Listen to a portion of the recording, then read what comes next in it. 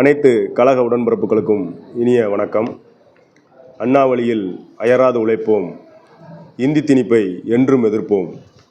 முத்தமிழறிஞர் டாக்டர் கலைஞர் அவர்களின் ஆசியோடும் உலக தமிழர்களின் ஒப்பற்ற தலைவர், இந்தியாவின் தலைசிறந்த முதல்வர், திராவிட மாடல் அரசின் நம்பர் 1 முதலமைச்சர் தளபதியார் அவர்களின் மிகப்பெரிய ஆதரவோடும் தமிழ்நாடு இளைஞர்களின் எழுச்சி நாயகர், விளையாட்டுத்துறையில் பல்வேறு சாதனைகள் புரிந்து வரும் தமிழ்நாடு துணை முதலமைச்சர் சின்னவர் எங்கள் உதயநிதி ஸ்டாலின் அவர்களின் எழுச்சியோடும், சங்கரன்கோவில் சட்டமன்ற உறுப்பினர், தென்காசி வடக்கு மாவட்ட கழக செயலாளர், போற்றுதலுக்குரிய வழக்கறிஞர், துடிப்புமிக்க விளையாட்டு வீரர் ராஜா ஈஸ்வரன் அவர்களின் சீரிய முயற்சியில் தென்காசி வடக்கு மாவட்டம் சங்கரன்கோவில் நகரத்தில் பல்வேறு வளர்ச்சி திட்டங்கள் நிறைவேற்றப்பட்டுள்ளன.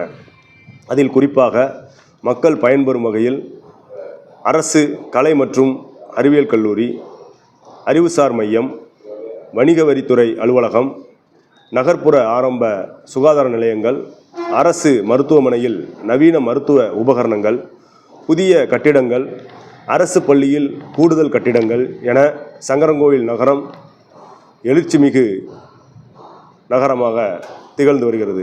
அதற்கு எடுத்துக்காட்டாகவும் விளங்கி வருகிறது என்பதை மகிழ்ச்சியுடன் தெரிவித்துக் கொள்கிறோம் என்று கூறி, தமிழ்நாடு போராடும், தமிழ்நாடு வெல்லும், இதுவே எங்கள் ஒரே இலக்கு, வெல்வோம் 200, படைப்போம் வரலாறு.